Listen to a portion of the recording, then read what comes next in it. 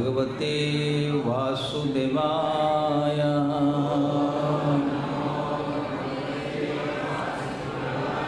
ओम नमो भगवते वासुदेवाय।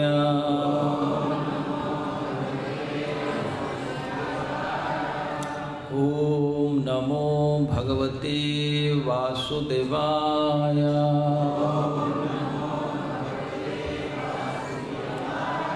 नारायणं नमस्कृत्य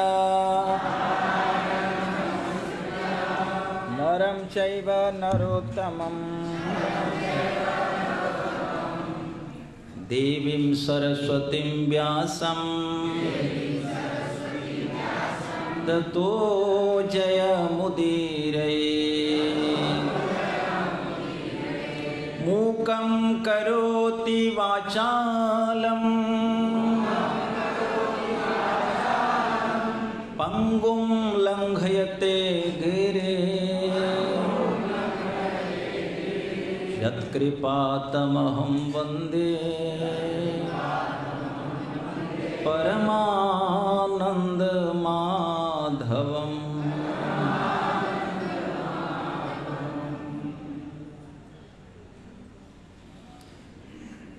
अखिल रस सिंधु दीनबंधु दया सिंधु भक्तवत्सल भक्तवांछा कल्पतरु रास रासेश्वर राजराजेश्वर गोपी प्राणधन नंद नंदन भगवान श्री कृष्ण चंद्र की महती कृपा करुणा से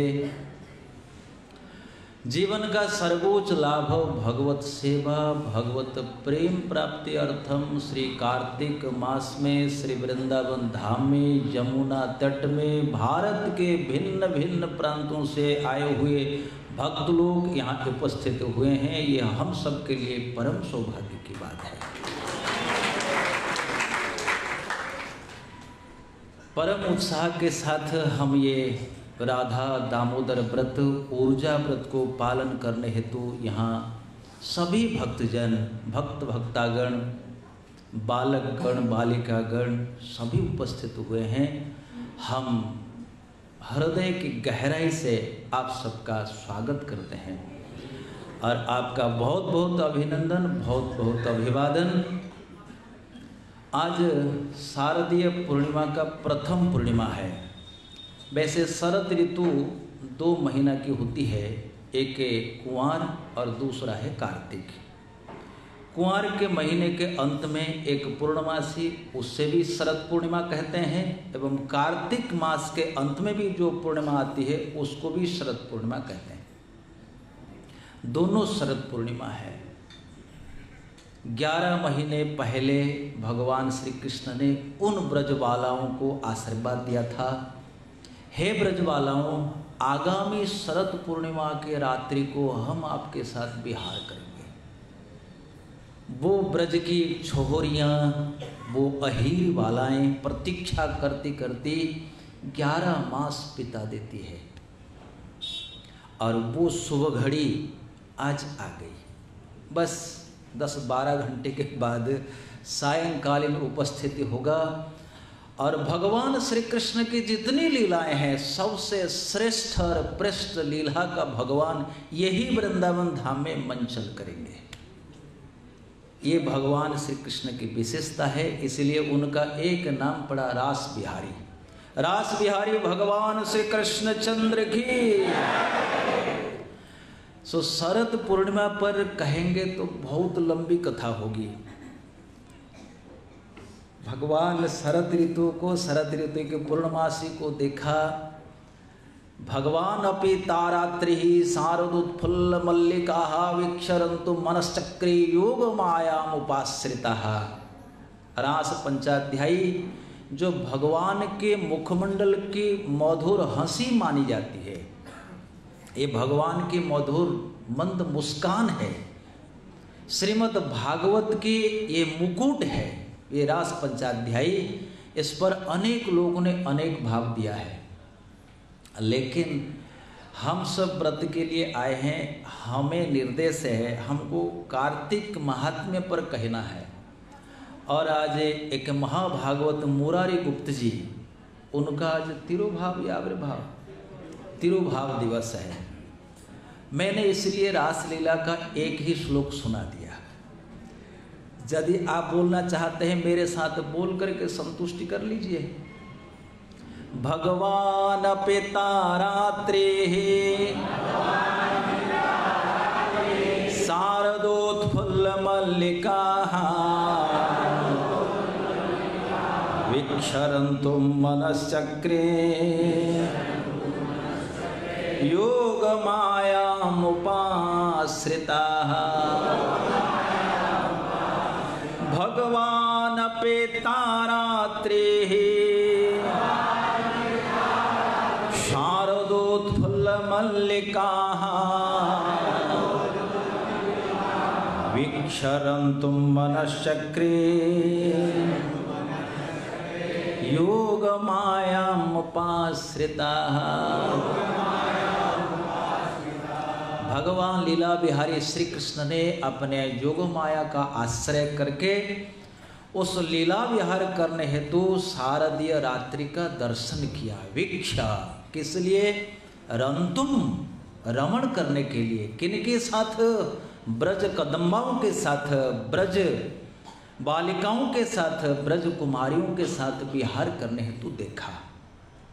भगवान जिस रात्रि को देखे वो रात्रि कितना धन्य नहीं होगी। ये शारदीय पूर्णमासी बड़े बड़े कवियों के मन को आकृष्ट करती है। सा शरत काव्य कथा रसाश्रय, सारे रस का आश्रय है ये रात्रि। और समस्त रस के आगार रस सिंधु इस रात्रि को वीक्षा, वो देखते हैं। किस लिए?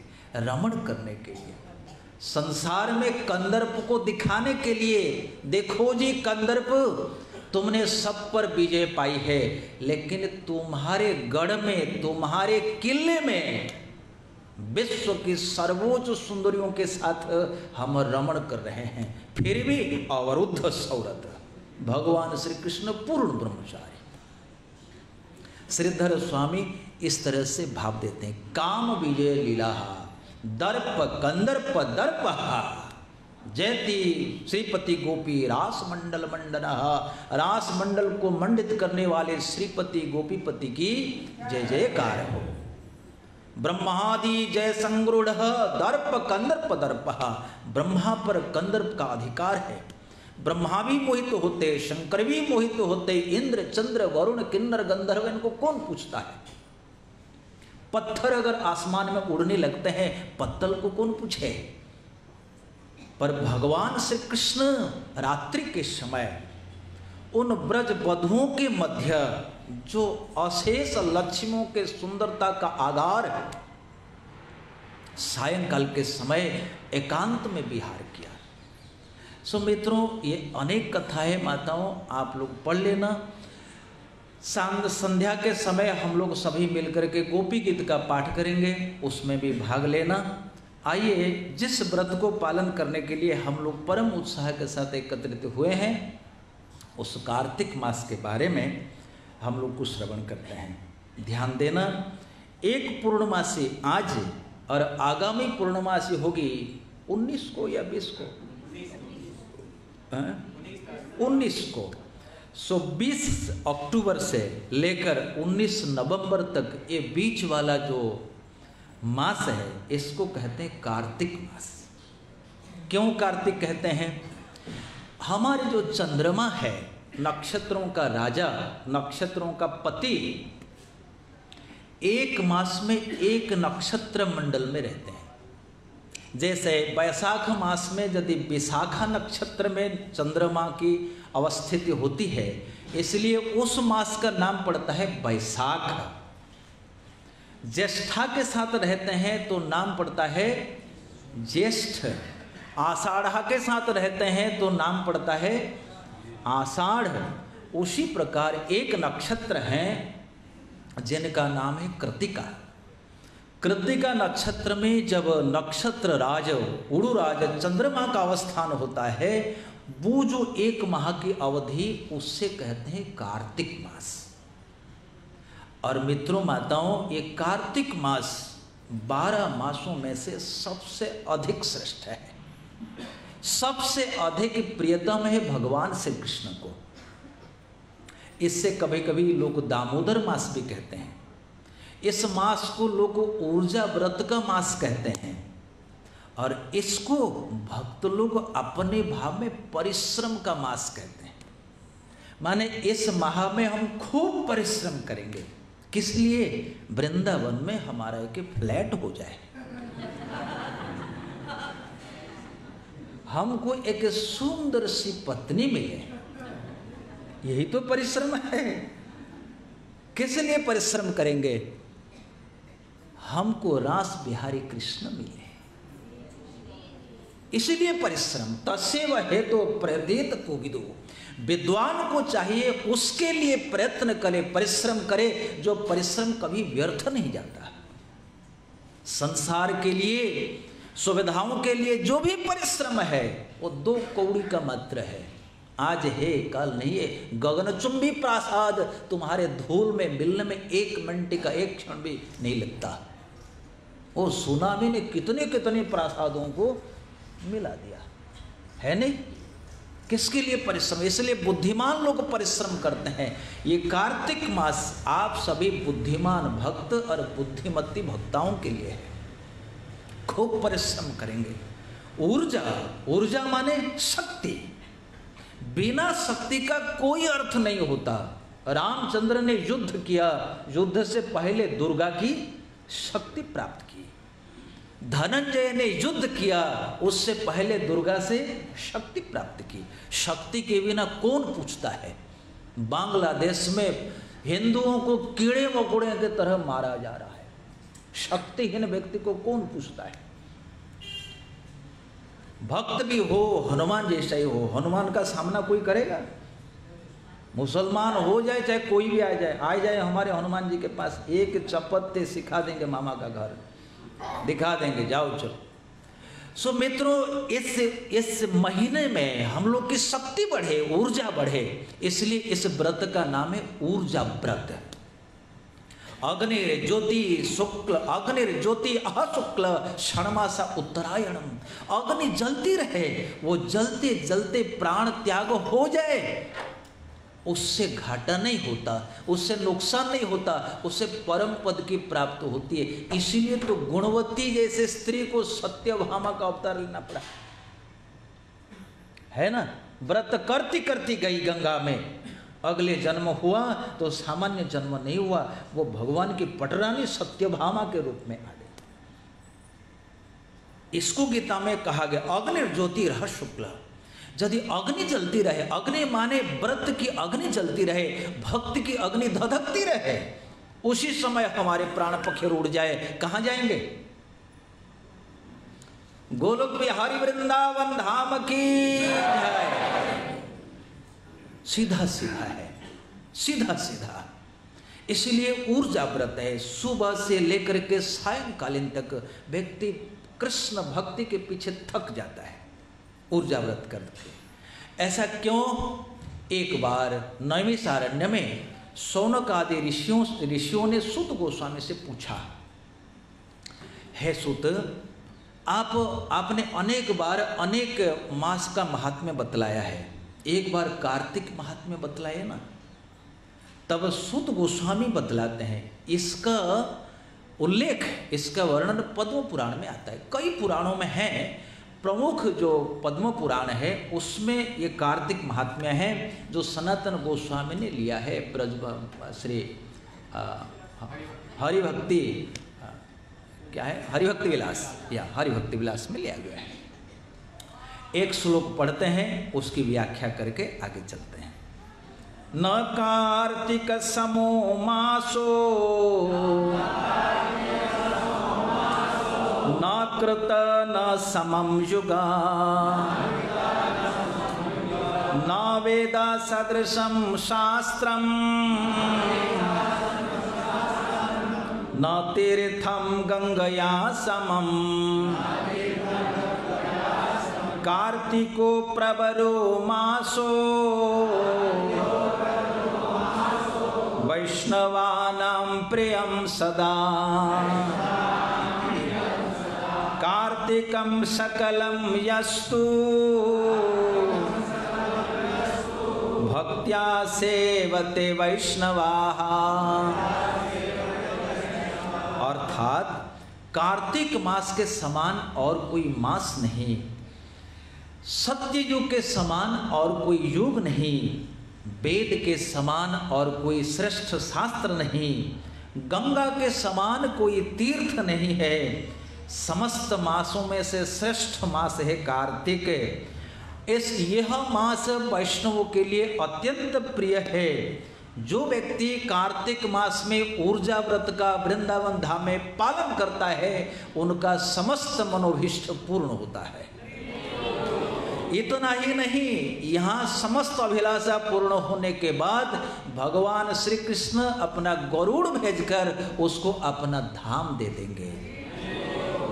ऐसा इस मास की महिमा है।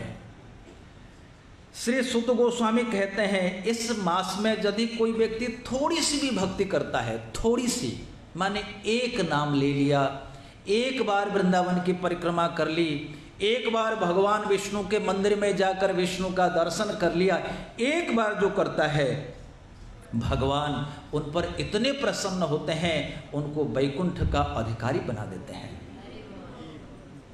दूसरी बात कहते हैं जो इस माह में संध्या काल में विष्णु मंदिर में दीप प्रज्वलन करता है एवं दीप प्रज्वलन करवाता है, माने स्वयं करता है और दूसरों से करवाता है, भगवान श्री कृष्ण उन पर इतने प्रसन्न होते हैं, उनको अपना जैसा आध्यात्मिक शरीर प्रदान करते हैं, अर्थात सालोक्य मुक्ति उपलब्ध करा देते हैं। तीसरी बात कहते हैं, तीसरी महिमा, जो प्रातःकाल स्नान करके तुलसी सेवन करता है उसको भी भगवान श्री कृष्ण अपने हृदय में स्थान देते हैं। ये ऐसे ही अनंत महिमा का बखान हुआ है। हमने तो 3 महिमा लिखा है, पर आपके मन में प्रश्न उठेगा ये कार्तिक मास इतना प्रिय क्यों है, जबकि भगवान ने गीता में कहा है मासानां मार्गशीर्षोऽहम्, मासों में मैं मार्गशीर्ष हूं, पर कार्तिक इतना प्रिय क्यों, किस लिए? इस मास की अधिष्ठात्री देवी है श्री राधा रानी। जरा विचार करो, जिस मास की अधिष्ठात्री देवी साक्षात राधा रानी कृष्ण वल्लभा हो, उससे बढ़कर के और कौन सा मास अधिक प्रिय होगा? भगवान ने कहा मार्गशीर्ष हमें प्रिय है, लेकिन राधा रानी ने कहा कार्तिक मास मेरा प्रिय है। भगवान ने अपना सिद्धांत को पीछे किया और उन्होंने राधा रानी को जो मास प्रिय है उस मास की महिमा बढ़ाई। क्यों? भगवान श्री कृष्ण ने स्वयं कहा, ऐसा चैतन्य चरितामृत में वर्णन है, बोले राधिका मेरे गुरु है, मैं उनका शिष्य हूं। श्री कृष्ण कहते हैं राधा अमर प्रेम गुरु आमी शिष्य नट, सदा आमा नाना नृत्य नाचाया उद्भट्टा, गोविंद नंदिनी राधा गोविंद मोहिनी, सर्वलक्ष्मीमयी सर्व कांति शिरोमणि। हजारों प्रमाण है। यथा राधा प्रिया विष्णो तस्याः कुंडम प्रियम तथा सर्वगोपेषु सेविका विष्णुरत्यंत वल्लभाः। भगवान विष्णु की अतिशय प्रिय है। एक बार श्री कृष्ण अपने मित्र अर्जुन से बात कर रहे थे, बोले हे अर्जुन, जानते हो पृथ्वी हमें क्यों इतना प्रिय है? भगवान श्री कृष्ण कहते हैं पृथ्वी हमें सर्वोच्च प्रिय है। त्रैलोक्ये पृथ्वी धन्या यत्र वृंदावनम पुरी, ये तीनों लोकों में पृथ्वी धन्य है, लेकिन फिर भी लोग स्वर्ग जाना चाहते हैं। त्रैलोक्ये पृथ्वी धन्या यत्र वृंदावनम पुरी, तत्रापि गोपिका प्रिया यस्य राधा विधा मम। बोले हे पार्थ, इन तीनों लोकों में पृथ्वी मुझे अतिशय प्रिय है, क्योंकि ऐसे पृथ्वी लोक में वृंदावन धाम है। और एक गोपनीय रहस्यमयी बात है अर्जुन सुनो, बोले ऐसे पृथ्वी में ब्रजमंडल मुझे प्रिय है, क्योंकि वहां पर मेरी प्रिय सखी गोपिकाएं रहती है। बोले और रहस्यमयी बात सुनो पार्थ, गोपियां मुझे इसलिए प्रिय है क्योंकि मेरी प्राण सखी राधा उनमें वर्तमान रहती है। इसलिए ये कार्तिक मास राधा रानी को अतिशय प्रिय है। इस कार्तिक व्रत पालन करके व्यक्ति कृष्ण भक्ति को प्राप्त करता है, अतः राधा रानी को अति प्रिय है, अतः श्री कृष्ण को अति प्रिय है। इस मास में अनेक लीला हुई, आप सभी जानते हैं। दाम बंधन लीला, दाम बंधन लीला ये गोकुल में हुई थी।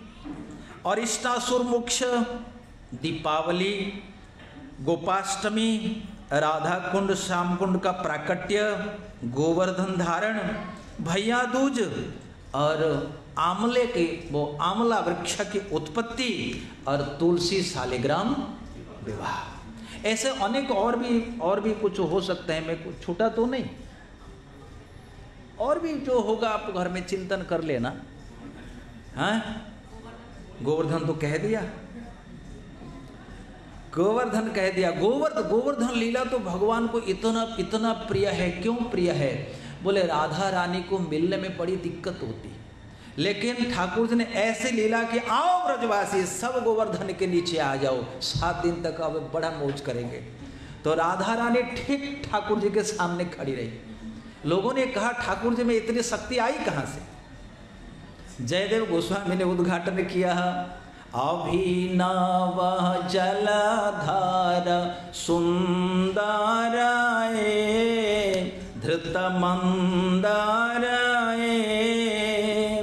श्रीमुख चंद्र चकोरा जय जय देव हरे अभिनव। हमको तो कुछ याद नहीं है,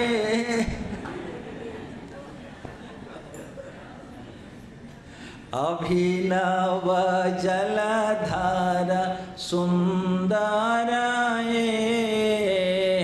अभिनव। अभिनव माने नूतन मेघ के समान। अभिनव जलधार सुंदराए अभिनव।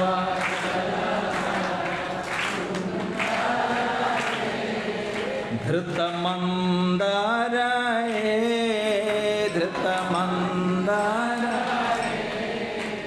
श्रीमुख चंद्र चकोरा जय जय देव हरे श्रीमुख चंद्र चकोरा जय जय देव हरे जय जय देव हरे जय जय देव हरे। ठाकुर जी ने श्रीमुख के श्री जी के मुख चंद्र को देखते हुए 7 दिन तक गिरवर को उठा के रखा। शक्ति तो वहां आई। कछो माखन को बल बढ़ियो कछो गोपन क्यों सहाया श्री राधा जो के कृपा से मैंने नहीं गिरवर लियो उठायो। बोलिए श्री गोवर्धन महाराज की। दाम बंधन लीला भगवान श्री कृष्ण ने दिखाया। बोले देखो देखो मित्रों, मेरी माँ मुझे बांध देती है, तुम भी चाहोगे तुम भी मुझे बांध सकते हो। इति दृक् स्वलीलाभीर आनंद कुंडे स्वघोषम निमज्जंतम आख्यापयंतम। भगवान श्री कृष्ण ने डंका पिटवा दिया, ढिंढोरा पिटवा दिया। देखो मेरा भक्त प्रेम से मुझे बांध सकता है जैसे मेरी माँ ने मुझे बांधा। यशोदा ने कृष्ण को यश दिया, कृष्ण ने यशोदा को यश नहीं दिया। किसने दिया? यशोदा ने दिया। हा भक्त वत्सल। इसलिए तो हम लोगों ने पढ़ा ना, श्री जय राधा माधव हे भक्त वत्सल भव भयहारी। भगवान भक्त वत्सल है। भक्त के प्रेम से भगवान बंध जाते हैं। लेकिन कब बनते हैं मैया, कब बनते हैं? अरे अपनी मैया को नहीं छोड़ा, हमको छोड़ेगा? मैया का पसीना उतार दिया। हाँ, दृष्ट्वा परिश्रमम स्वमातो हो शून्य गात्राया, पढ़ो, स्वमातो हो, अपनी माँ का, शून्य गात्राया, जो पसीने से लथपथ हो रही थी, विश्रस्त कवर सजह, जिनकी वेणी से फूल झड़ करके नीचे गिर रहे थे, दृष्ट्वा परिश्रमम, माँ के परिश्रम को देखा, कृपया आसीत, कृपा से द्रवीभूत हुए, स्वबंधने, फिर माँ के हाथों से बंध गए। माँ को नहीं छोड़ा, हमको छोड़ेगा? बढ़िया से साड़ी पहनेंगे, लिपस्टिक लगाएंगे, आओ कृष्ण। हाय रे विधाता, काहे को कृष्ण आएंगे? श्याम सपने में आते नहीं, केवल श्याम दिल्ली वालों के सपने में आते हैं। हमारे सपने में तो कभी आए नहीं। तुम्हारे आए? केवल दिल्ली वालों के सपने में आते हैं। नहीं, माता को देखो, माता को नहीं छोड़ा, पसीने से लथपथ हो गई, कमर बंध ढीला ढीला हो गया, बेड़ी में जो पुष्प गूंथे हुए थे वो नीचे झड़ने लगे, सुबह से दोपहर हो गया। चैतन्य महाप्रभु ने अपने माँ को नहीं छोड़ा, कन्हैया ने अपने माँ को नहीं छोड़ा। वाह वाह रे हलवा पूड़ी, नहीं छोड़ेगा, उसके लिए रोना पड़ेगा। दृष्ट्वा परिश्रमम, भगवान श्री कृष्ण ने माँ की मेहनत को देखी। उसी प्रकार जब दामोदर मास के भक्तों की मेहनत को राधा रानी देखेगी, वो राधा रानी श्री कृष्ण के कान में कहेगी, देखो देखो कन्हैया, तुम्हारे प्यारे भक्त तुम्हारे लिए कितनी मेहनत करता है, जरा इन पर आशीर्वाद डाल दो ना। तब राधा रानी के भाव से प्रेरित होकर श्याम सुंदर आशीर्वाद देते हैं, तो भक्त लोग मालामाल हो जाते हैं। ये विशेष भाव है, इसलिए परिश्रम का मास है। दृष्ट्वा परिश्रमम, दृष्ट्वा परिश्रमम। मित्रों, कार्तिक मास का इतना महात्म्य है। अब आपके मन में एक लालसा होगी कि इतना धन है, इतना आशीर्वाद है, राधा रानी इतना प्रसन्न हो जाएगी, पर प्रभु जी बता दीजिए ना, ये व्रत हम करें कैसे? झटपट बताइए, लेट मत करिए। क्या है पालन करने का विधान, क्या है? तब शौनकादि प्रश्न से प्रसन्न होकर सूत गोस्वामी कहते हैं, हे शौनकादि ऋषियों, कार्तिक व्रत को कैसे पालन करना चाहिए सुनो, ध्यान से सुनो, आप लोग ध्यान से सुनो। बोले पालन का विधि है, कुंवार पक्ष के एकादशी तिथि से लेकर कार्तिक पक्ष शुक्ल पक्ष की एकादशी तिथि तक। वो तिथि तो जा चुकी है, आज पूर्णमासी है। यदि कोई व्यक्ति एकादशी से एकादशी तक नहीं कर पाया है, उसको आज से करने के लिए प्रयास करना चाहिए। कुंवार पक्ष के आशून्य पूर्णमासी से लेकर कार्तिक पूर्णमासी तक। इसका मतलब आज हमारा व्रत 3:30 बजे से प्रारंभ हो गया है। कब समाप्त होगा? 19 तारीख को, नवंबर 19 तारीख को समाप्त होगा। कैसे पालन करना है? बोले सबसे प्रथम बात है ब्राह्म मुहूर्त में स्नान करना। 3:30-4 बजे उठ करके ठंडा ठंडा पानी से नहाना, शीतल जल से स्नान करो। यदि शीतल जल से कमर दर्द होने की संभावना है तो थोड़ा सा गर्म कर लो, लेकिन शास्त्र में लिखा हुआ है शीतल जल से, ठंडा ठंडा पानी से नहाना चाहिए। लेकिन मैं तो गुनगुना पानी से नहाया। भाई जो करते हैं तो वही कहेंगे, झूठ बोल के फायदा क्या है?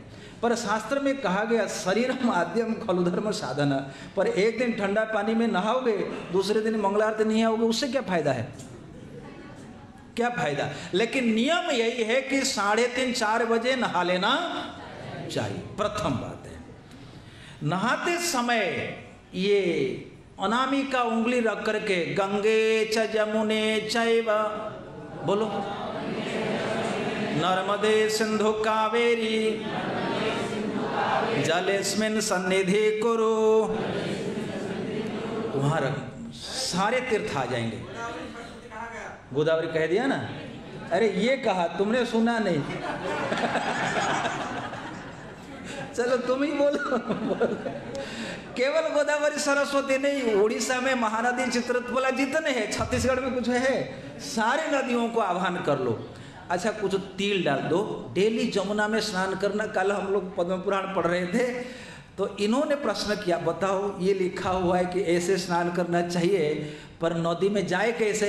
मैंने कल रात को गोविंद्र प्रभु ये आइडिया सोचा कि भाई जार में जमुना का पानी, गंगा पानी ले आओ और उसमें बाल्टी में डाल दो।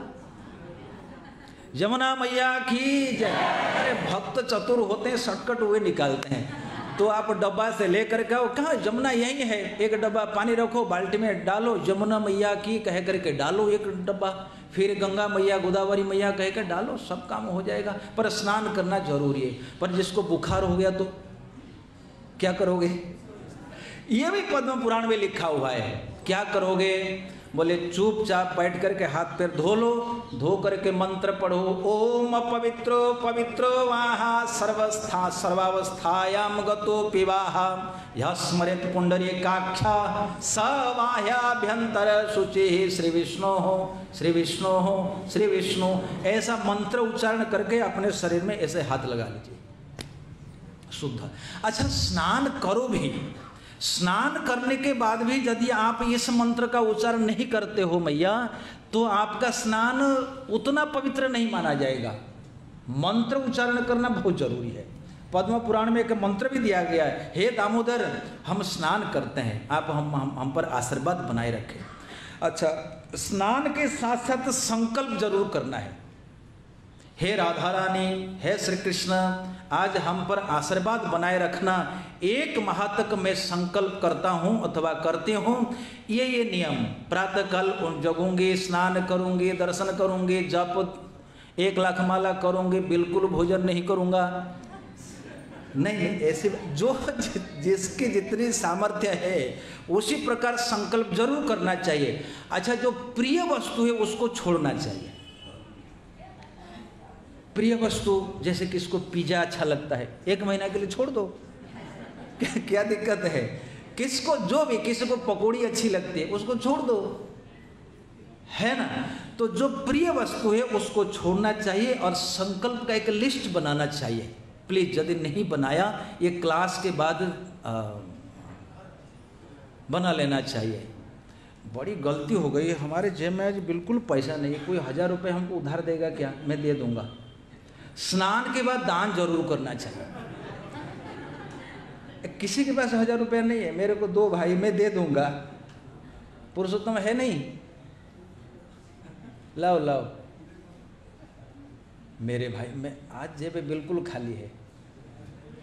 1000 रुपया मैं दान करता हूँ, आप लोग सब दान राशि यहाँ लेके आओ। स्नान कर लिया, दान जरूर करना चाहिए।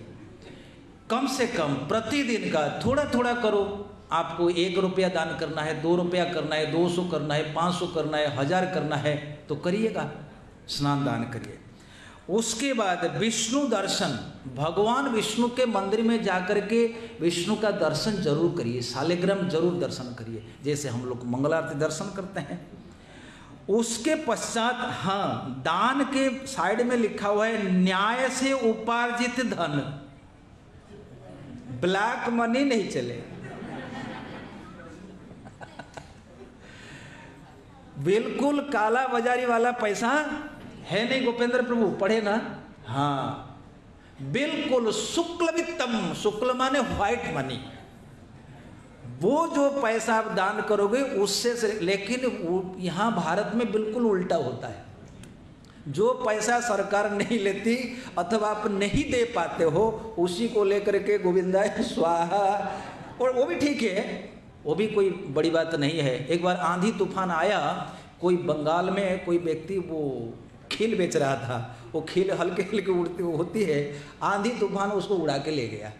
जब उड़ा के ले गया तो ये व्यक्ति ने देखा कि बड़ा लॉस हो गया, बड़ा नुकसान हो गया। लाभ कैसे होगा? बड़ा बढ़िया था, बोला फायदा होगा यदि हम भगवान को इसको समर्पित करते हैं। तो उन्होंने कहा उड़ता हुआ खई गोविंदाय स्वाहा। बोले जो खई जो खील उड़ रही है वो सब गोविंद के लिए है। सो काला बाजारी वाला धन नहीं, वो भी ठीक है, लेकिन ये बिल्कुल व्हाइट मनी होना चाहिए। तीसरी बात है, तीसरा सिद्धांत, कथा श्रवण। कथा श्रवण में सबसे बेस्ट है श्रीमद् भागवत का श्रवण, सबसे उत्तम है श्रीमद् भागवत का श्रवण करना चाहिए। और शौनकादि ऋषियों, सुत गोस्वामी कहते हैं आप दान स्नान कुछ भी करो, यदि आप भगवान श्री कृष्ण का स्मरण नहीं करते हो, मनन नहीं करते हो, चिंतन नहीं करते हो, तो सारा बेकार है। यानी कि हमारा मन, हमारी बुद्धि भगवान में रहना चाहिए। भगवान ने जो गीता में कहा मयैव मनाधत्स्व मयि बुद्धिम निवेशय निवशिष्यसि मयैव अतः ऊर्ध्वं न संशय। पूरी गीता में मित्रों माताओं मैंने देखा एक ही श्लोक समस्त गीता का सार ग्रहण करता है, वो है यही है, तुम अपना मन को अपनी बुद्धि को मुझे दे दो, बस इतना ही है। पर कभी कभी भक्त लोग इसी में चूकते हैं। मैं आज प्रभुपाद जी वहाँ तो हम बैठते हैं, जैसे मंगलारती खत्म हुआ, माला इधर है, लोग कितनी बातें करते हैं, क्या क्या करते हैं। अरे भाई पैसा गिनते समय, शेयर बाजार चलाते समय तुम बातें करते हो, लेकिन हरिनाम जप करते समय नहीं।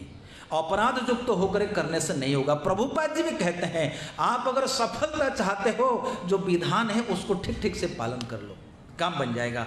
इसलिए सुत गोस्वामी कहते हैं मन को लगाना बहुत जरूरी है, मन को आवश्य स्मरण प्रधानम, ये हुआ। आगे का सिद्धांत देते हैं ये सारा काम तुम्हारा थोड़े में संपन्न हो जाएगा यदि आप प्रसन्न चित्त से, पूर्ण एकाग्रता से गुरु की सेवा करते हो। श्रील प्रभुपाद की जय। प्रभुपाद से पूछा गया प्रभुपाद ऊर्जा व्रत कैसे करे? प्रभुपाद जी ने कहा 24 आवर्स हरि नाम संकीर्तन, भगवान का नाम 24 घंटे करो, यही ऊर्जा व्रत है। पर तुम कर नहीं सकते तो तुम्हारे लिए विधान है, गुरु सेवा से सब कुछ हो जाएगा। आगे का सिद्धांत देते हैं खट पर नहीं सोना चाहिए, धरती पर सोना चाहिए।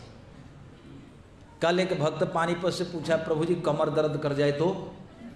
अरे भाई फर्श पर माने पूरे मार्बल पर मत सोना, दौरी भरी बिछा करके सो जाना, रेजाई भजाई बिछा देना चटाई, लेकिन खट पे पलंग पे नहीं सोना। जो डनलप बेड है उसको 1 महीना के लिए, देखो 1 महीना के लिए आए, जीवन बड़ा छोटा है, क्यों नहीं करेंगे? धरती भगवान कहते वृंदावनम धन्यम, वो धरती पे 1 महीना लेटने का ये सद्भाग्य। ब्रजमंडल परिक्रमा तो इसलिए है, ब्रजमंडल में खटिया आजकल खटिया भटिया लेके जा रहे हैं, मैंने सुना खटिया जाता है, जो वीआईपी में जाता है खटिया जाता है, जो 1000 रुपया देते हैं पर डे, तो है नहीं ना? इस साल नहीं गए, चलो अच्छी बात है, अच्छी बुद्धि आ गई। आगे कहते हैं, आगे का सिद्धांत, हाँ सारी कुंजीय ब्रह्मचर्य का पालन, 1 मास तक कठोर ब्रह्मचर्य है, बिल्कुल ऐसा ब्रह्मचर्य पालन करो तुम्हारे सामने शंकर फैले। शंकर भवानी भी आए तो बाद में आना। ब्रह्मचर्य पालन, ब्रह्मचारी के लिए, गृहस्थ के लिए, सब ऐसा नहीं गृहस्थ के लिए छूट है, नहीं, ये सबके लिए है कठोर ब्रह्मचर्य का पालन। और आगे का सिद्धांत है तुलसी सेवन, तुलसी में जलदान और तुलसी की परिक्रमा। और आखिरी सिद्धांत देते हैं दीपदान। ऐसा लिखा हुआ है यदि कोई कार्तिक मास में विष्णु मंदिर में दीपदान देता है और दीप दूसरों के द्वारा जलाता है, समर्पण कराता है, तो उनके सैकड़ों जन्मों के पितर परम प्रसन्न हो जाते हैं। इसलिए मैंने देखा कई बार आकाश दीप का विधान भी है, लोग आसमान में दीप जलाते हैं। उड़ीसा में मैंने देखा होता है, यहाँ कहीं हमने देखा नहीं। वैसे पद्म पुराण में वर्णन है, एक बाम्बू डाल करके गाड़ के उसके ऊपर 20-30 फीट के ऊपर आकाश दीप उसको कहते हैं, जलाते हैं पितरों के लिए, इसलिए दीप समर्पण का विधान है। मित्रों, इस प्रकार दीपदान करते हुए पद्म पुराण में एक श्लोक दिया गया, उसको गाना चाहिए। गोविंद गोविंद हरे मुरारे, ताली बजा कर गाते रहना। गोविंद गोविंद हरे मुरारे, गोविंद गोविंद मुकुंद कृष्ण, गोविंद गोविंद गोविंद गोविंद रथांग पाणे, गोविंद दामोदर माधवेति, गोविंद गोविंद हरे मुरारे।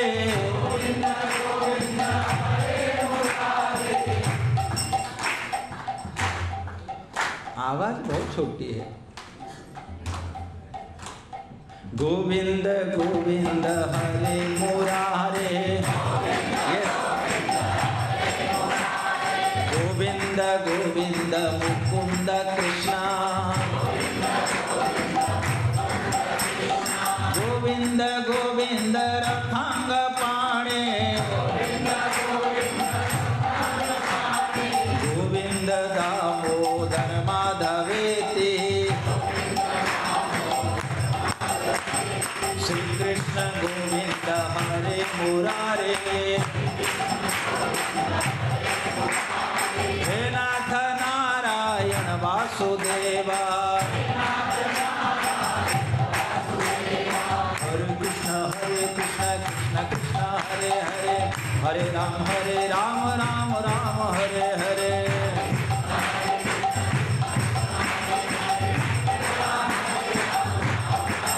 हरे कृष्ण कृष्ण कृष्ण हरे हरे, हरे राम राम राम हरे हरे। जय हो।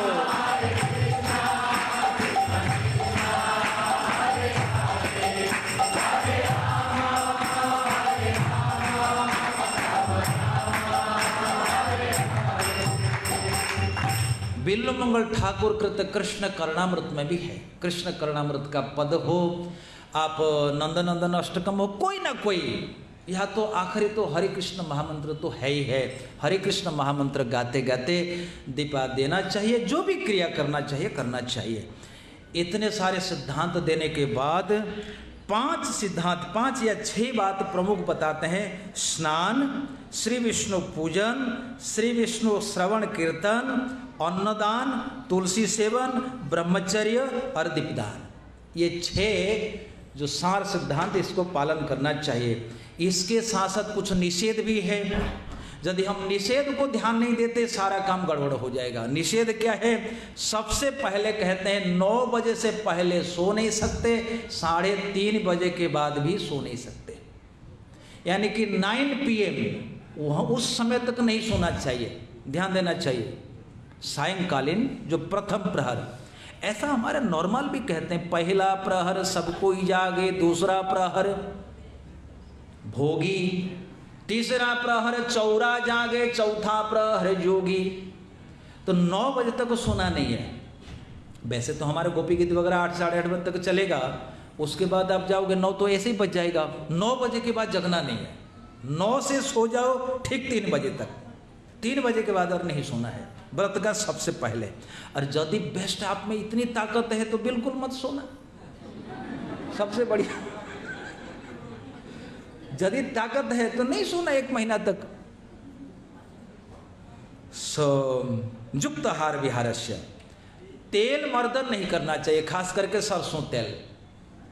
हाँ, बंगाली भक्तों के लिए आलू चोखा भात ये बंद है नहीं गोपेंद्र प्रभु? चावल बंद है लिखा हुआ है, चावल नहीं खा सकते, दाल भी नहीं पी सकते, आलू भी नहीं खा सकते। आलू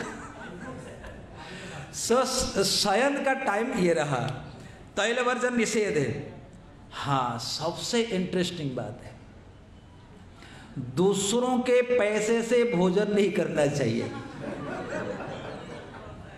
जो खूब कार्तिक में करने के लिए लोग आते हैं, पराया भोजन निषिद्ध है।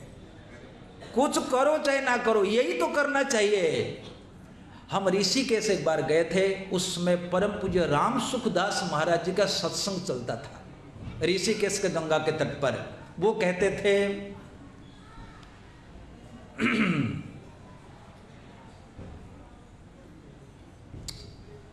जिह्वां दग्धम पराम्नेन हस्तौ दग्धौ प्रतिग्रहात् मनोदग्ध परस्त्री भी कथम सिद्धिर भविष्यति। बोले दूसरे का अन्न खाते खाते जिह्वा जल गई, ताकत कहाँ से आएगी। दूसरों से दक्षिणा लेते लेते हाथ जल गए, और दूसरी स्त्री के बारे में चिंतन करते करते मन जल गया। मन जल गया, जिह्वा जल गई, हाथ जल गए, सिद्धि कहाँ से आएगी? नहीं आएगी। रघुनाथ दास गोस्वामी ने अपने बाप का धन स्वीकार नहीं किया।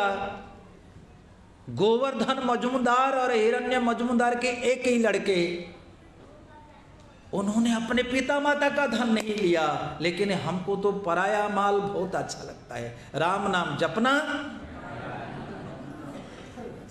नहीं करना चाहिए। पराया भोजन, चावल, दाल, बैंगन, गाजर, चुकंदर, ये सब बंद है, नहीं खा सकते। किचन वाले सुन लो गौरव। अच्छा, बासी भोजन नहीं कर सकते, फ्रिज में रख करके नहीं कर सकते। फ्रिज वाले सुन लो, हमारे तो फ्रिज है नहीं, तो लाएंगे खाएंगे। फ्रिज वाले फ्रिज में नहीं रख सकते। अच्छा, कांसे के बर्तन में आप नहीं खा सकते, कांसा बर्तन छोड़ देना। अच्छा, और सबसे बढ़िया आइटम है बाबा जियों के लिए, बोले हमारे भंडारे में नहीं खा सकते। संस्था के द्वारा दिया गया भोजन नहीं खा सकते। आप दे सकते हैं, लेकिन हमारे यहाँ जो फ्री बटेगा इसको आप खा नहीं सकते। खाना चाहेंगे तो पैसा दो, खाओ। किसने कहा क्या करेंगे? पैसा दो, आपके पास बहुत पैसा है, आपके पास चांदी की ईंट है, सोने की ईंट है, 2-4 ईंट दे दो, फिर खाते रहे ना। हम भगवान से कहेंगे खिलाओ। वाकई ये नियम है। आप आज इसके तिरुभाग दिवस है, महाप्रभु उसकी तारीफ करते हैं। मुरारी गुप्त की अनेक विशेषता है, ये प्रसंग में हम कह देते हैं। मुरारी गुप्त अपने कमाई के अतिरिक्त किससे एक चौवन्नी नहीं लेते थे, है ना। मुरारी गुप्त चैतन्य चरितामृत में लिखा हुआ है, चैतन्य चरितामृत मध्य लीला अध्याय 15 जाकर के देखना। महाप्रभु मुरारी गुप्त की इस गुण से प्रसन्न होते हैं। मुरारी गुप्त अपने रोजगार के अतिरिक्त किसी से के चौवन्नी नहीं लेते थे। और महाप्रभु ने वैष्णवों को ऐसे चेतावनी दी है, वैष्णव हैया काके किच्छु ना मांगिवे, कुछ नहीं मांगना चाहिए। भंडारा का निषेध है, और वेश्या के घर का भोजन निषेध है। 9वां, पुरोहित, किसी ब्राह्मण पुरोहित अगर तुमको भोजन करवाना चाहता है, उसके घर में तुम नहीं खा सकते हो। और आखिर में मृतक, शूतक और श्राद्ध और रजस्वला अथवा ऋतुस्नाता स्त्री के हाथों से भोजन नहीं करना चाहिए, व्रती को नहीं करना चाहिए। इसके साथ साथ और 5 नियम है। जीव हिंसा नहीं करना चाहिए, मदिरा पान नहीं करना चाहिए, वेश्यालय गमन नहीं करना चाहिए, चोरी नहीं करना चाहिए, और आखिरकार विश्वासघात नहीं करना चाहिए, धोखाधड़ी नहीं करना चाहिए। महापापों में से ये आ जाता है। इन्हीं साथ यदि हम कार्तिक व्रत को पालन करते हैं, निश्चित रूप से राधा रानी प्रसन्न होंगी, और राधा रानी जब हमारे लिए सिफारिश करेंगी तब कृष्ण कन्हैया तो प्रसन्न हो ही जाएंगे। इसलिए मित्रों, ये नियम जो विधि निषेध है, इनके साथ साथ हमको ये ऊर्जा व्रत पालन करना चाहिए। हम इतने दूर दराज से आए हैं वृंदावन धाम में, किस लिए आए हैं? और थोड़ा सा नियम, कुछ संत तो जीवन भर इसका पालन करते हैं। रघुनाथ दास गोस्वामी ऐसे रहे। मुरारी गुप्त किसी से कुछ नहीं मांगते थे, चंद्रशेखर आचार्य से शिष्यत्व ग्रहण किया। और मुरारी गुप्त इतने प्रेमी शिष्य थे, इतने प्रेमी भक्त थे श्री चैतन्य महाप्रभु के। उनके बारे में क्या कहा जाए, क्या कहा जाए। उनकी जो निष्ठा है, महाप्रभु प्रशंसा करते। 2 बात तो चैतन्य चरितामृत में मिली।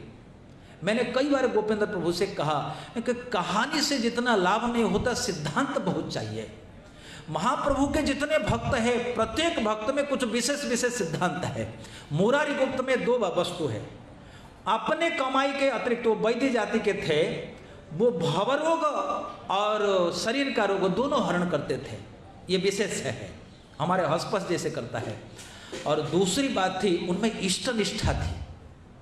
राम के भक्त थे, हनुमान के अवतार माने जाते। महाप्रभु ने कहा, मुरारी गुप्त, कृष्ण कितने रसिक है, आओ भजन करो, राम क्या सुखा है। पूरा जीवन दुख में बिताया। मुरारी गुप्त बड़े कष्ट अनुभव किए, रात्रि को गए, महाप्रभु की आज्ञा, इधर मैंने भगवान श्री राम के चरणों में माथा बेच दिया है, इधर महाप्रभु की आज्ञा टाल नहीं सकता, क्या कर सकता, मृत्यु ही श्रेयस्कर है। महाप्रभु के पास जब निवेदन किया, मुरारी गुप्त की निष्ठा देख करके महाप्रभु अतिशय प्रसन्न हो गए। बोले, मुरारी, तुम्हारी इस इष्ट निष्ठा से मैं अतिशय प्रीत हूँ, मांगो क्या वरदान चाहिए। मुरारी गुप्त ने कहा, प्रभु इतनी कृपा करिए, आपके चरणों में मुझे अविचल भक्ति की प्राप्ति हो जाए। इष्ट निष्ठा और दूसरों के प्रति, दूसरों से कोई अपेक्षा नहीं होना, उदासीन भाव, ये मुरारी गुप्त के जीवन चरित्र से हमको प्राप्त होता है। मित्रों, समय हो गया। आज यहाँ प्रसाद वितरण का ये स्थान है आज। सो माताओं, आपके चरणों में मेरा नमन, प्रभुजियों आपके चरणों में मेरा बारंबार नमन। कार्तिक के लिए जो भी श्रद्धालु भक्त आप आए हो, भागवत कथा का खूब श्रवण करो। अब वृंदावन चंद्र महाराज की कथा चल रही है, ये कथा प्राय कल समाप्त हो जाएगी, फिर आगे चले गोपी गीत में मैंने सुना 2-3 दिन बोलेंगे। उसके बाद हमारे कुछ भक्त लोग कथा रख रहे हैं वहाँ ताराचंद बंसल में, ये कथा प्रारंभ होगी 27 तारीख से लेकर के 3 तारीख तक। तो जिनको जाना चाहिए, टाइमिंग वही हमारा है 10 बजे से 1 बजे तक, तो आप लोग वहाँ कथा श्रवण के लिए आ सकते हो। आप सबको बहुत बहुत धन्यवाद। भगवान श्री नंदनंदन राधा रानी के चरणों में हम लोग प्रार्थना करेंगे, वे जुगल सरकार हम पर आशीर्वाद बनाए रखे, हमारा ऊर्जा व्रत बिना बाधा संपन्न हो जाए। हरे कृष्णा।